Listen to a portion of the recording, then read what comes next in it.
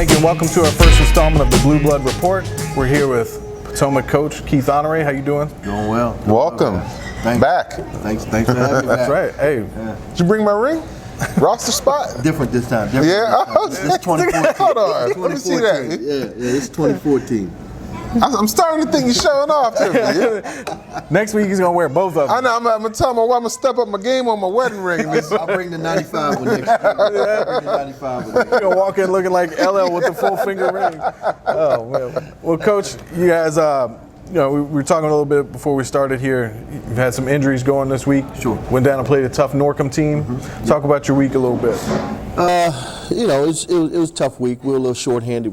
Friday night we played North Stafford. Jamal got injured in the second quarter, hurt his ankle, so he didn't play the rest of the game. We had to play kind of the rest of the game without him, and we had to fight and claw to get through that one on that Friday night. And we had to turn around Saturday morning and go play a loaded Norcom team. Got kid Davis going to East Carolina, and the kid Ingram's going to Arkansas State. So we went down there, but our kids showed well. We had a good showing. Played without Jamal, without Charles Hyman, and took them to overtime. Again, had a chance to win it in the end, and we just didn't get it done down the stretch. But I was really proud of our kids' effort, being shorthanded. Some kids that were put in some situations that they're not normally put in, so they got some great experience in a playoff-type atmosphere. Right. So I think that's going to help us on the back end later down the road. What kind of steps do you take as a coach in a program to try to keep these kids healthy going this time of the year? Believe it or not, I've learned rest is a big part of this thing. Right. And this year I've probably given them more Saturdays off than I ever have in the past. And the reason being, we got, our top 5 guys are probably averaging about 28, 29 minutes a game. Right. So there's two things. You don't want to push them so much that you start having injuries. And the second thing is the mental fatigue. You'll see this time of year a lot of teams will hit that wall, and it's the teams that can battle and fight out of it and go on and do some things later on in the playoffs. So right now, we're kind of managing our time and managing, how much time we practice and things like that, so we can avoid injuries, so we can avoid the mental fatigue. Right.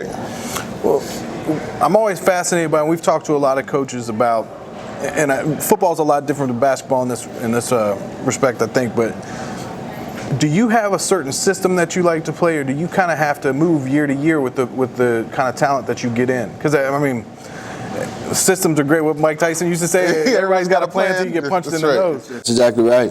Well, speaking of which, the first part of your question, we love the pressure. We want to pressure you as soon as you get off the bus. As soon as you go, we want to be in your face. Right. That's our brand defensively. We want to make you play at our pace. Our pace is a fast pace, up and down. But sometimes you have to coach according to your talent and according to your personnel. And right there going down when we played Norcom, we had to change. We played more zone that game than I probably played in the 11 years I've been coaching altogether. Right. So it's just you got to figure out what works best for you. What type of personnel you have, and are you able to do the things that you quote-unquote like to do. So again, we like the pressure. We like to play an up-tempo style game. I think kids like playing that way. But at the same time, you can't surrender wins because you want to play a certain way and you don't have the personnel to do it. Right. So, it's about adjustments. It's about making adjustments. Like right now, we're picking and choosing our spots to pressure because we are so shorthanded. So rather than just do it for 32 minutes, we pick and choose our spots when we can do it. Yeah. And it's worked out well for us. I used to play for a coach years ago. This is not a. We'll see. I used to play for a coach years ago. He used to break the season up into 4 quarters, right? So I was wondering, what's your philosophy kind of on? By the time we got to the 4th quarter, we were geared up and ready for the playoffs. Yep. So what's your philosophy with your teams as far as making sure they're prepared in the right place so that you don't have a letdown at the beginning of the playoffs? We break it down not by quarters, we break it down by seasons. Okay. So during our regular season, we break it down into 2 seasons, the way things are structured. The first 75% of our schedule is just non-conference regular season games. And we set a goal. Our goal is to win every single one of those games. Right. All right? And then once we finish that last game, right before we hit the conference games, which we started last week, we met as a team and we said, okay, now we're going into season number 2. Our record is 0-0. We got 5 games that we must win. And then we explain to those kids why we need to win these 5 games, how important it is to win these 5 conference games, because we can play the conference tournament at home. So once we finish with these 5 games this week coming, we finish up with Stafford and Massaponax. We'll assess where we are. We'll meet again probably that Saturday morning, and then we're going to talk about the conference tournament, which will be our 3rd season. The conference tournament is a season in itself.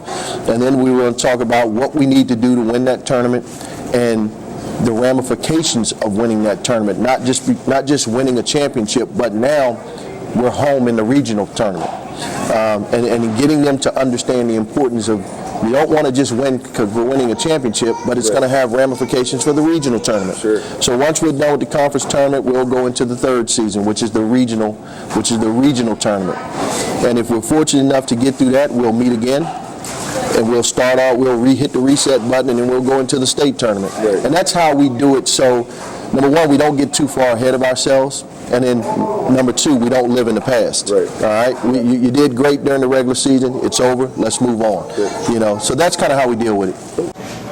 Well, your non-conference schedule, you don't try to put any soft games in there. You try to you pack your non-conference schedule pretty well. Taking on Norcom, that's a big thing to do in your non-conference. Do you do that on purpose to kind of prepare for the state tournament? You want to give some tougher games going into, so that you have those going into the state tournament? Yeah, absolutely. I think, we look at our team, myself and my assistant coaches, we look at our team in the game and say, what type of team do we have? We try to set realistic goals and try to look at ourselves realistically. This year we thought we had a chance to compete for a state championship. Right. So we felt like, we couldn't wait till the end of the kids to shock kids with great teams by playing great teams and wait till the playoffs. Right. So we decided to do it early, and we played team from Charlotte, North Carolina. We played one of the best teams in Maryland on the Eastern Shore in Decatur. Then we played a team that's nationally ranked now, Linden, New Jersey. And then we knew at some point we were going to have to go south. If we made it to the state tournament, we would have to go south. Well, why not go down there and play the best right now? Let's go do it right now. Yeah. So when and if the time comes and we're fortunate enough in the state tournament to get there, it won't be a shock to our kids. Right. Let's talk about uniforms. Do you pick out the uniforms at the school? Fortunately, I do. Because y'all look fresh. There's some schools around here that need some. I'm not going to drop any names, but some of y'all wearing 1984 small town Indiana uniforms. Yeah, we're Nike guys, man. We're Phil Knight all the way. Shout out to Nike. Yeah. Shout out. I hope you're watching. I truly believe, your logo, your look, that's your brand. That's who you are. Right. You know what I mean? That's when people see you. That's what when you walk in the gym, that's the first thing they see, right. whether you can play or you can't. And I think that's important. Yeah. And then the other thing is, I think it's important if we've had the success that we've had over the last 20 years, our kids deserve the best. Sure. They've worked their butts off. They've earned it. Let's give them the best. Now, if we weren't this succcessful, if our kids weren't producing the way that they were, I don't know that we'd look this good. That's right. We'd wear some stuff that probably nobody ever heard of. So, but our kids deserve it. They work their tails off, and kids enjoy that type of stuff. And I think little things like that make kids want to come and play for your school. Absolutely. So we do it for a number of reasons. Plus, I like it. Yeah. I used to try to get Coach Verbannik to let me wear Ultimate Warrior tassels on my. Yeah, how'd that work out? It didn't work out. I didn't think so. The winning gives you a little bit more freedom with your athletic director, too, as far as your uniforms and stuff go. Well, is it true? I heard you guys were one of the schools that LeBron kind of gave some shoes to. Yes, I tell you, it was. We were fortunate enough that I guess LeBron was doing this thing where I guess he picked 2 schools from each state, a male and a female school, and he sent them sneakers, T-shirts, and a personalized card. And it was kind of accidental. I didn't know it was happening. Right. It was kind of accidental. My AD said, "Hey, you got a box of shoes in my office?" I said, "Hey, those aren't mine. I don't order shoes." Yeah. And he goes, "Well, there's somebody." So I thought they were for our girls' coach. I said, "Well, I'll come get them out of your office if you want them out, and I'll put them in her office." Well, I go in there. It's a big box. and then their men's sizes. So I'm like, oh, she's gonna be angry. They sent her men's sizes. Well, I opened them up and I looked at them, and then it had a state championship T-shirt and it had a personalized card, and that's when it dawned on me it was for us. And then some of my players were like, prior to that, some of my players were like, well, Coach, how come these schools got LeBrons and we didn't? I'm like, wait a minute, we might have. And that's when I ran up to the school and I looked through the box, and there they were. So it was a great surprise for our kids. Cool. It was. They were very excited. That was a really good way to start the season. Right. Good feeling. Yeah. And a lot of the kids we had back from our state championship team are still here. Okay. So they got to kind of reap the benefits of their hard work last year. Good. Yeah.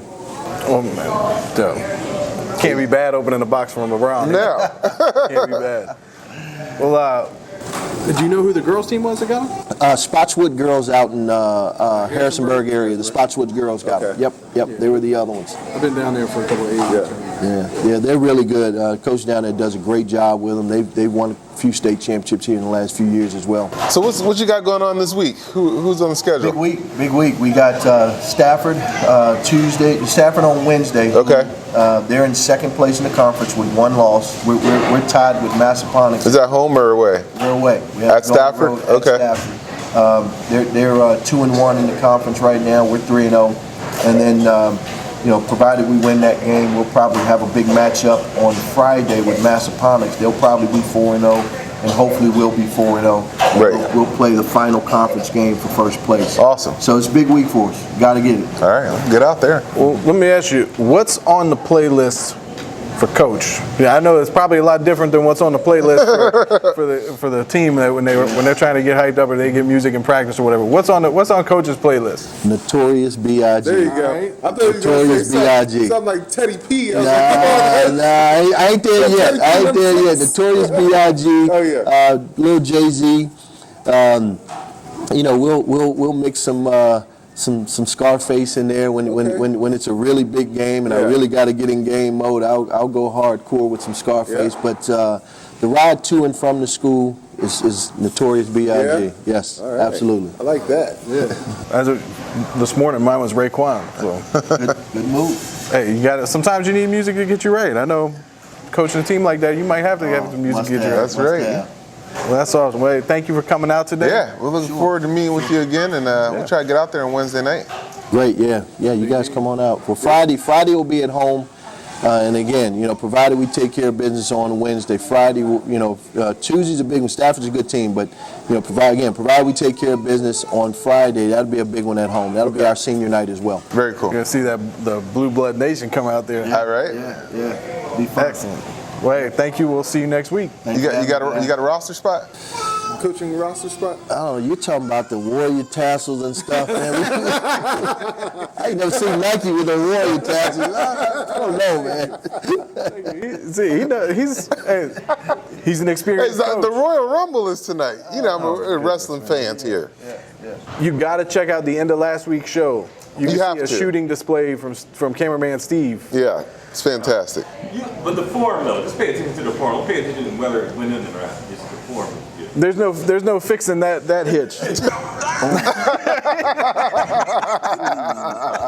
just said, And we will leave you on that note. That's the first shot I've taken in 6 months. First shot. It's not like I was shooting around. Cut, Steve. Cut.